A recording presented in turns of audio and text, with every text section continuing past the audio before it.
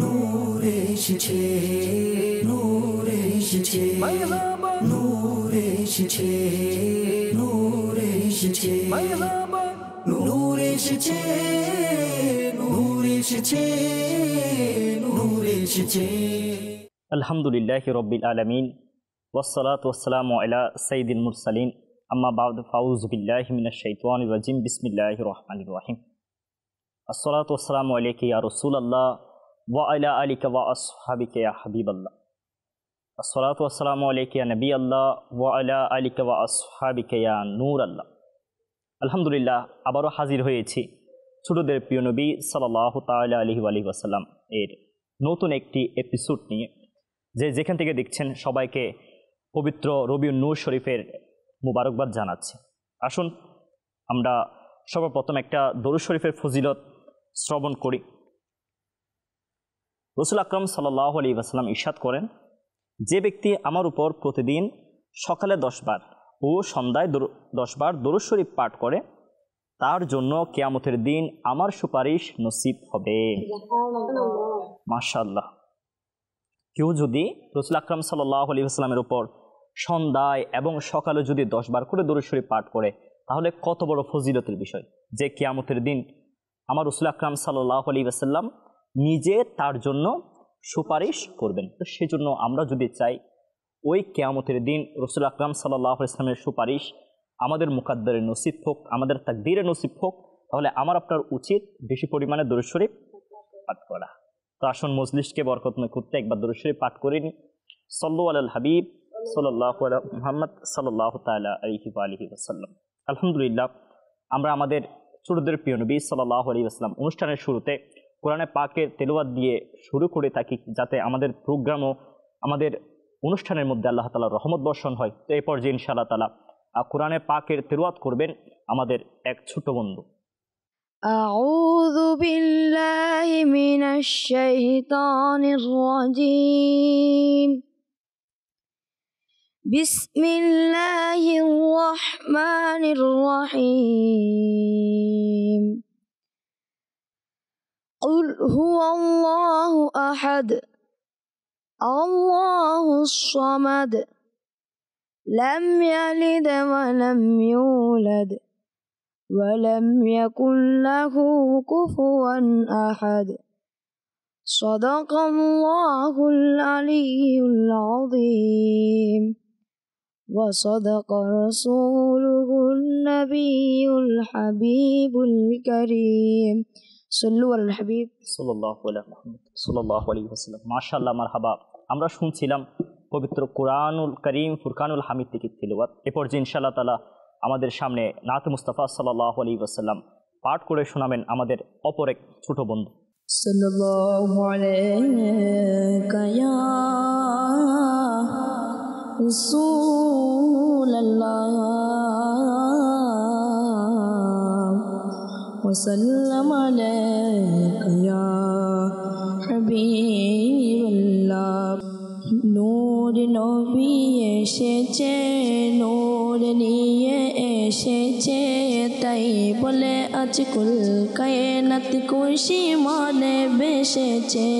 আসসালাতু আলাইকা ইয়া রাসূলুল্লাহ, আসসালাতু ওয়াসসালামু আলাইকা ইয়া হাবিবাল্লাহ, আসসালাতু ওয়াসসালামু আলাইকা ইয়া রাসূলুল্লাহ, আসসালাতু ওয়াসসালামু আলাইকা।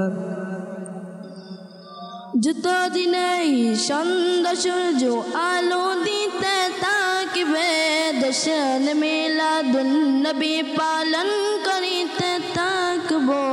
আসসালাতু ওয়াসসালামু আলাইকা ইয়া রাসূলুল্লাহ, আসসালাতু ওয়াসসালামু আলাইকা।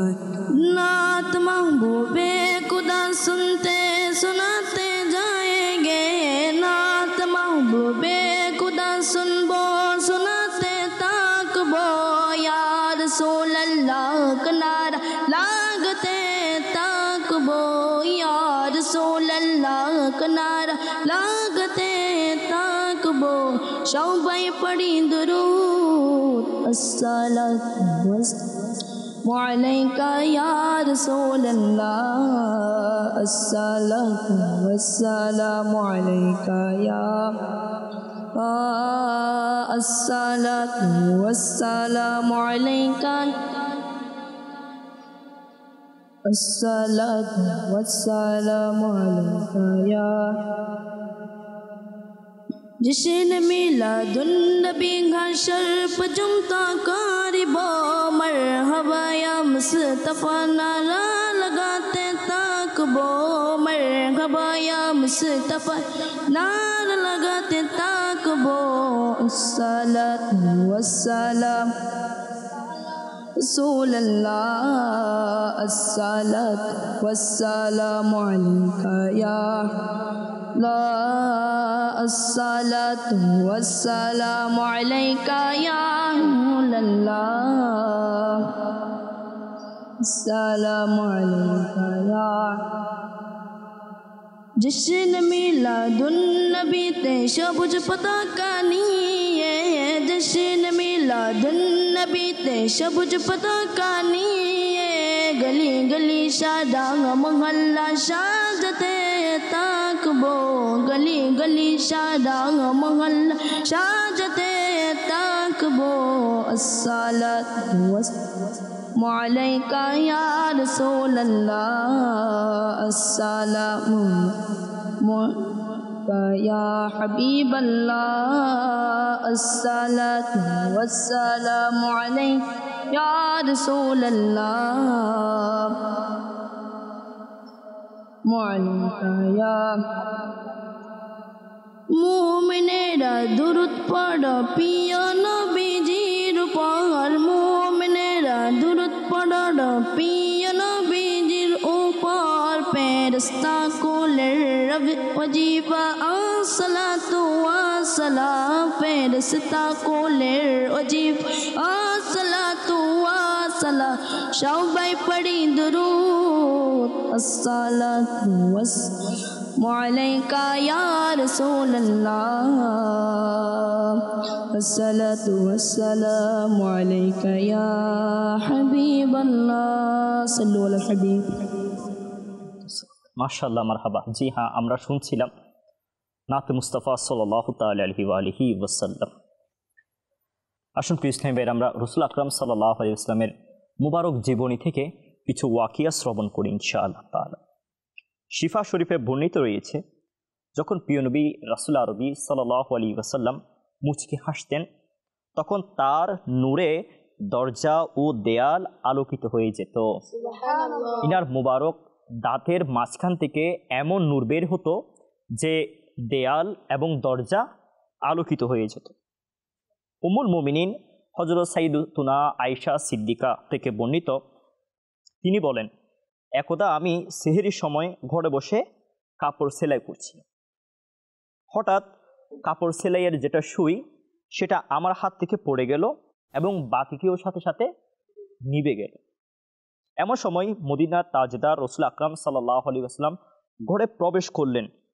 তিনি ঘরে প্রবেশ করার সাথে সাথে সারা ঘর তার নুরানি চেহারার নূরে আলোকিত হয়ে গেল এবং আমি আমার হারানো সুইটিও খুঁজে পেলাম। অর্থাৎ ইনার নূরের ঝলক এমনভাবে ঘরের মধ্যে পড়ল যে অন্ধকার ঘর একদম আলোকিত হয়ে গেল। সুবহানাল্লাহ। হুজুর পুরনূর সাল্লাল্লাহু আলাইহি ওয়াসাল্লামের নুরানি শানের কি অপূর্ব মহিমা! প্রখ্যাত মুফাসসির হাকিমুল উম্মত হযরত মুফতি আহমদ ইয়ারকান রহমাতুল্লাহি আলাইহি বলেন, রহমতে আলম রাসূল আকরাম সাল্লাল্লাহু আলাইহি ওয়াসাল্লাম মানুষও আবার নূরও, অর্থাৎ তিনি হচ্ছেন একজন নুরানি মানব। তার জাহিরে শরীর মোবারক মানুষের, কিন্তু তার আসল সত্তা হচ্ছে নূরের তৈরি। রাসূল আকরাম সাল্লাল্লাহু আলাইহি ওয়াসাল্লামের যে জাহির, যে শরীর মোবারক, এটা কি ছিল?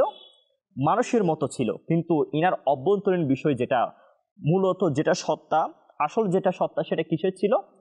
নূরের ছিল। প্রিয় ইসলামী ভাইরা, নিঃসন্দেহে আমাদের আকা রাসূল আকরাম সাল্লাল্লাহু আলাইহি ওয়াসাল্লামের হাকিকত হলো নূর। তবে মনে রাখবেন, তার বশরিয়াত তথা মানবীয় সত্তাকে অস্বীকার করার কোনো অনুমতি নেই। তিনি যে মানুষের মতো অবয়বওয়ালা ছিলেন, তিনার শরীর যে মানুষের মতো দেখতে ছিল, সেটা অস্বীকার করার কোনো অবকাশ নেই। যেমনিভাবে আমার আকা আলা হজরত রহমাতুল্লাহি আলাই বলেন, রসুল আকরাম সাল্লাল্লাহু আলাইহি ওয়াসাল্লাম এর বশরিয়তকে সম্পূর্ণরূপে অস্বীকার করা হচ্ছে কুফরি, কিন্তু তার বশরিয়াত সাধারণ মানুষের মতো নয়। ইনি মানুষের মতো দেখতে ছিল, কিন্তু সাধারণ মানুষের মতো ছিল না, বরং তিনি হচ্ছেন সাইয়্যিদুল বশর, অর্থাৎ মানুষদের সরদার, আফজালুল বশর, খায়রুল বশর, অর্থাৎ সর্বোত্তম মানুষ। আল্লাহ তাআলা পবিত্র কোরআনের মধ্যে ইরশাদ করেন, যার কানজুল ঈমান থেকে অনুবাদ, নিশ্চয়ই তোমাদের নিকট আল্লাহর পক্ষ থেকে একটা নূর এসেছে এবং স্পষ্ট কিতাব এসেছে। উল্লিখিত আয়াতে নূর দ্বারা প্রিয় রাসূল সাল্লাল্লাহু আলাইহি ওয়াসাল্লামকে বোঝানো হয়েছে। আল্লাহ তাআলা বলছেন যে আমি তোমাদের নিকট একজন নবীকে প্রেরণ করেছি, একটা নূর প্রেরণ করেছি এবং একটা স্পষ্ট কিতাব প্রেরণ করেছি। এখানে নূর দ্বারা উদ্দেশ্য হচ্ছে রাসূল আকরাম সাল্লাল্লাহু আলাইহি ওয়াসাল্লাম, যেহেতু ইনার উপরই কিতাব নাজিল হয়েছিল। যেমনিভাবে সাইয়্যিদুনা ইমাম মুহাম্মদ বিন জরির তাবারি রহমাতুল্লাহি আলাইহি বলেন, এখানে নূর দ্বারা হুজুর আকরাম সাল্লাল্লাহু আলাইহি ওয়াসাল্লামকে বোঝানো হয়েছে। বিখ্যাত হাফিজুল হাদিস ইমাম আবু বকর আব্দুর রাজ্জাক রহমাতুল্লাহি আলাইহি তিনার বিখ্যাত হাদিস গ্রন্থ আল মুসান্নিফে হযরত সাইয়্যিদুনা জাবির বিন আব্দুল্লাহ আনসারী রাদিয়াল্লাহু তাআলা আনহু থেকে বর্ণনা করেন, তিনি বলেন, আমি আরজ করলাম, ইয়া রাসূলুল্লাহ সাল্লাল্লাহু তাআলা আলাইহি ওয়াসাল্লাম, আপনার জন্য আমার পিতামাতা উৎসর্গিত হোক। আমাকে বলুন যে সর্বপ্রথম আল্লাহ তাআলা কি সৃষ্টি করেছেন। ওই সাহাবী রাসূল আকরাম সাল্লাল্লাহু আলাইহি ওয়াসাল্লামকে জিজ্ঞেস করছে যে হুজুর আমাকে বলেন যে দুনিয়ার মধ্যে সর্বপ্রথম কি সৃষ্টি করা হয়েছে। তখন হুজুর আকরাম সাল্লাল্লাহু আলাইহি ওয়াসাল্লাম ইরশাদ করলেন, হে জাবের, নিশ্চয় আল্লাহ তাআলা সমস্ত সৃষ্টির পূর্বে নিজের নূর থেকে তোমার নবীর অর্থাৎ আমার নূরকে সৃষ্টি করেছেন। তাহলে জানা গেল যে দুনিয়ার মধ্যে সর্বপ্রথম যেটা সৃষ্টি হয়েছে সেটা হচ্ছে রাসূল আকরাম সাল্লাল্লাহু আলাইহি ওয়াসাল্লামের নূর। এবং কার থেকে এই নূর এসেছে? কুত আল্লাহ তাআলার থেকে এই নূর এসেছে। প্রিয় ইসলামী ভাইরা, আরও এভাবে আসছে যে হযরত সাইয়্যিদুনা আবু হুরায়রা রাদিয়াল্লাহু তাআলা আনহু থেকে বর্ণিত, তিনি বলেন, আমি নবী করিম রফুর রহিম সাল্লাল্লাহু আলাইহি ওয়াসাল্লামের দরবারে আরজ করলাম, ইয়া রাসূলুল্লাহ সাল্লাল্লাহু আলাইহি ওয়াসাল্লাম, আমি আপনার কাছ থেকে পবিত্র বাণী শুনি কিন্তু তা ভুলে যাই। রাসূল আকরাম সাল্লাল্লাহু আলাইহি ওয়াসাল্লাম ইরশাদ করলেন, হে আবু হুরায়রা রাদিয়াল্লাহু তাআলা আনহু, তোমার চাদর বিছাও। এনার কাছে যেটা চাদর ছিল সেটা বিছাতে বললেন, বিছালো। তখন উভয় জাহানের দাতা রাসূল আকরাম সাল্লাল্লাহু আলাইহি ওয়াসাল্লাম নিজ পবিত্র হাত থেকে চাদরে কিছু ঢেলে দিলেন আর ইরশাদ করলেন, হে আবু হুরায়রা রাদিয়াল্লাহু তাআলা আনহু, তা তুলে নাও এবং নিজের বুকের সাথে লাগিয়ে নাও।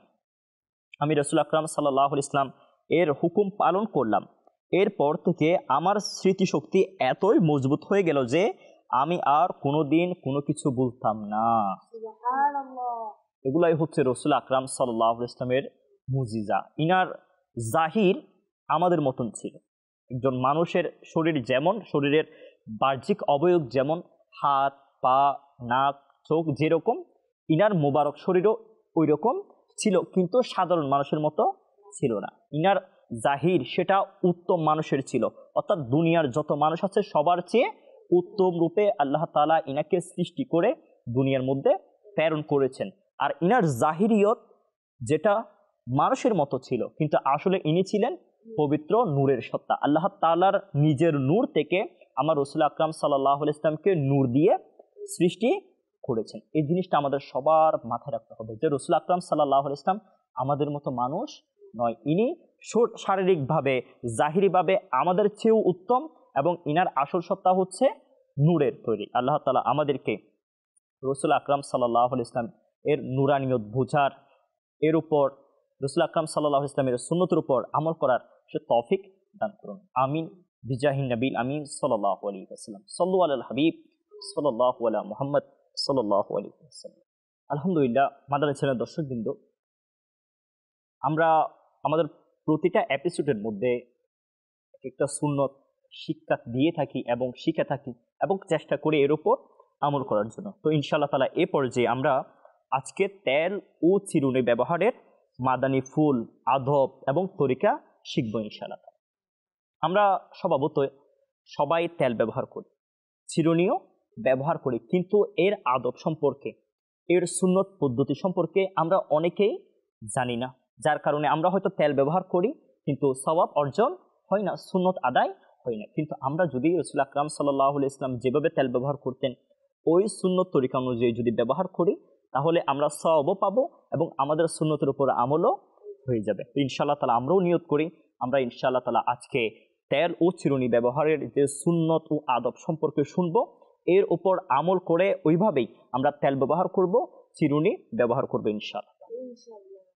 হযরত সাইয়্যিদুনা আনাস রাদিয়াল্লাহু তাআলা আনহু বলেন, আল্লাহ তাআলার মাহবুব নবী করিম রাউফুর রহিম সাল্লাল্লাহু আলাইহি ওয়াসাল্লাম পবিত্রতম মাথায় বেশি তেল ব্যবহার করতেন এবং দাড়ি মুবারক চিরুনি দিয়ে আঁচড়াতেন এবং অধিকাংশ সময় মাথা বন্ধ অর্থাৎ সারবন্ধ ব্যবহার করতেন।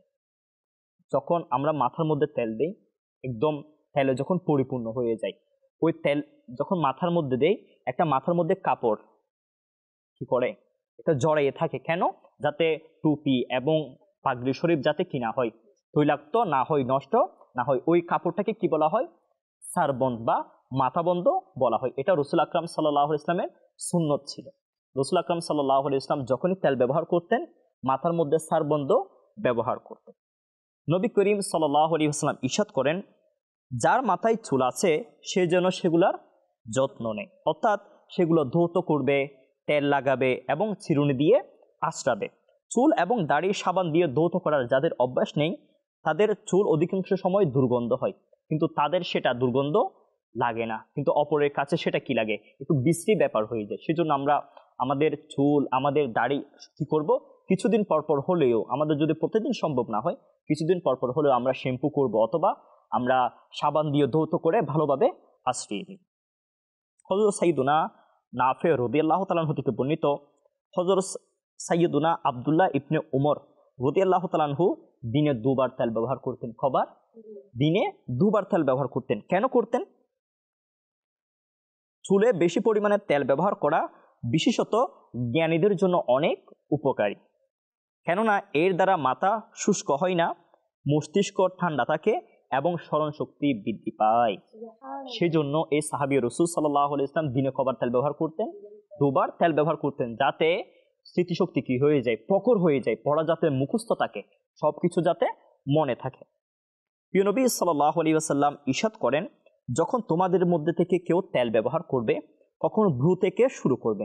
তেল যখন ব্যবহার করব সর্বপ্রথম কোথায় দিব? আমরা ভ্রুয়ের মধ্যে তেল দিব। এর দ্বারা মাথা ব্যথা দূর হয়ে যায়। আমরা বলে থাকি যে ঘুম থেকে উঠলাম বা হঠাৎ করে আমার মাথা ব্যথা করছে, এই মাথা ব্যথা এটা সচরাচর সবার মধ্যে থাকে। তো এর জন্য একটা উপকারী আমল হচ্ছে, আমরা যখনই তেল দিব আমরা সর্বপ্রথম কোথায় দিব? ডান ভ্রুতে তেল দিয়ে শুরু করব, তাহলে এর দ্বারা আমাদের মাথা ব্যথা দূর হয়ে যাবে। তাবারানী শরীফে বর্ণিত রয়েছে, রাসূল আকরাম সাল্লাল্লাহু আলাইহি ওয়াসাল্লাম ইরশাদ করেন, দাড়ি মোবারকে তেল ব্যবহার করার সময় নিচের ঠোঁট এবং থুতনির মধ্যবর্তী দাড়ি থেকে তেল লাগানো শুরু করতেন। রাসূল আকরাম সাল্লাল্লাহু আলাইহি ওয়াসাল্লাম যখন দাড়িতে তেল লাগাতেন সর্বপ্রথম কোথায় দিতেন? নিচের ঠোঁটের নিচে, এই যে থুতনিতে যেগুলো দাড়ি আছে সেখানের মধ্যে কি দিতেন? তেল দিতেন। দাড়ি আঁচড়ানো হচ্ছে সুন্নত।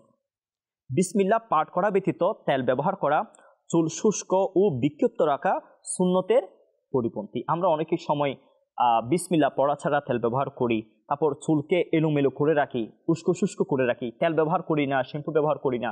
হ্যাঁ, এটা হচ্ছে সুন্নতের পরিপন্থী। তাহলে সুন্নত হচ্ছে বিসমিল্লাহ শরীফ পড়া, বিসমিল্লাহ শরীফ পড়ে তেল ব্যবহার করা এবং চুলকে সবসময় কি রাখা? পরিপাটি করে রাখা, আঁচড়িয়ে সুন্দরভাবে রাখা। আরও রয়েছে যে বিসমিল্লাহ পাঠ করা ব্যতীত তেল লাগায়, কেউ যদি বিসমিল্লাহ পাঠ করা ব্যতীত তেল লাগায় তবে 70 জন শয়তান তার সাথে শরীক হয়ে যায়। সেজন্য আমরা যখনই, শুধু তেল লাগানোর সময় নয়, আমরা প্রত্যেকটা ভালো কাজের শুরুতে পড়তে বসছি, তখনও ঘরে ঢুকলাম, বের হলাম, মোট কথা প্রত্যেক নেক ও জায়েজ কাজের শুরুতে আমরা কি করব? বিসমিল্লাহির রহমানির রহিম পাঠ করার অভ্যাস গড়ে নেব ইনশাআল্লাহ তাআলা। তেল ঢালার পূর্বে বিসমিল্লাহ পাঠ করে বাম হাতের তালুতে সামান্য তেল নিয়ে প্রথমে ডান চোখের ভ্রুতে, তারপর বাম চোখের ভ্রুতে লাগাবেন। আমরা তেল যখন ঢালবো তেলের শিশি নিয়ে বাম হাতে ঢালবো। কোন হাতে? বাম হাতের তালুতে ঢালবো, ঢালার সময় বিসমিল্লাহির রহমানির রহিম পাঠ করব। বাম হাতের তালু থেকে একটা আঙ্গুল দিয়ে সর্বপ্রথম চোখের ডান ভ্রু, তারপর বাম ভ্রু, তারপর চোখের ডান পলকে, তারপর বাম পলকে, অতঃপর আমরা মাথার মধ্যে তেল লাগাবো। মহিলাদের জন্য আবশ্যক চুল আঁচড়ানো অথবা ধৌত করার সময় যে চুলগুলো ঝরে পড়ে তা যেন কোনো একটি গোপন জায়গায় সংরক্ষণ করে। মহিলারা যারা চুল আঁচড়ায়, তো অনেক সময় দেখা যায় চিরুনির মধ্যে চুল লেগে থাকে, সেগুলো আমরা যেখানে সেখানে ফেলে দেই, এরকম হয়। তো এইভাবে আমরা করব না। আমাদের ঘরের যারা মহিলারা আছেন, আম্মুরা আছেন, বোনরা আছে, তিনাদেরকে বলবো চুল আঁচড়িয়ে চুলগুলো যাতে কি করে, যাতে কোনো একটা জায়গায় সংরক্ষণ করে অথবা ফুতে ফেলে। কেন? কারণ মহিলাদের এই যে চুলগুলো, সেগুলো পরপুরুষ থেকে গোপন করা উচিত, যাতে পরপুরুষের দৃষ্টি ওই চুলগুলোর মধ্যে না পড়ে। এই চুলগুলোকেও পর্দা করাতে হবে, এই চুলগুলো যাতে পরপুরুষের চোখের মধ্যে না পড়ে। খাতামুল মুরসালিন সাল্লাল্লাহু আলাইহি ওয়াসাল্লাম ইরশাদ করেন, প্রতিদিন চুল আঁচড়িও না, প্রতিদিন চুল আঁচড়িও না। কেন? কারণ এর দ্বারা উদ্দেশ্য হচ্ছে পুরুষ যেন সাজসজ্জাতে ব্যস্ত না থাকে। রাসূল আকরাম সাল্লাল্লাহু আলাইহি ওয়াসাল্লাম ইরশাদ করেন, তোমরা প্রত্যেকদিন চুল আঁচড়াইও না। কেন? কারণ মানুষ যাতে সাজসজ্জার প্রতি কি না হয়ে যায়, ব্যস্ত না হয়ে যায়, যাতে সাজসজ্জার মধ্যে ব্যস্ত না হয়ে যায়। চুল আঁচড়ানোর সময় ডান দিক থেকে শুরু করবেন, যেমনিভাবে উম্মুল মুমিনিন হযরত সাইয়্যিদাতুনা আয়েশা সিদ্দিকা রাদিয়াল্লাহু তাআলা আনহা ইরশাদ করেন, রাসূল আকরাম সাল্লাল্লাহু আলাইহি ওয়াসাল্লাম প্রত্যেক কাজ ডান দিক থেকে শুরু করতেন। এমনকি জুতা পরিধান করা, চুল আঁচড়ানো এবং পবিত্র অর্জনের ক্ষেত্রেও তিনি ডান দিক থেকে শুরু করতেন। সেজন্য আমরাও সুন্নত আদায়ের উদ্দেশ্যে চুল যখন আঁচড়াবো আমরা কোন দিক থেকে? ডান দিক থেকে শুরু করবো ইনশাআল্লাহ তাআলা। মৃত ব্যক্তির দাড়ি, মাথার চুল আঁচড়ানো নাজাইজ এবং গুনাহ। কোনো ব্যক্তি যদি মৃত্যুবরণ করে, মৃত ব্যক্তিকে চুল আঁচড়িয়ে দেয়া, দাড়ি আঁচড়িয়ে দেয়া, এটা হচ্ছে নাজাইজ এবং গুনাহের কাজ। তাহলে মৃত ব্যক্তির চুল আঁচড়ানো যাবে না, দাড়িও আঁচড়ানো যাবে না। লোকেরা মৃত ব্যক্তির দাড়ি মুন্ডিয়ে ফেলে, এটাও নাজাইজ এবং গুনাহ। অনেক সময় মৃত ব্যক্তির দাড়ি কি করে ফেলে? মুন্ডিয়ে ফেলে, এটাও নাজাইজ এবং গুনাহ। গুনাহ মৃত ব্যক্তির হবে না, বরং যে এই কাজের হুকুম দেয় তাদের হবে।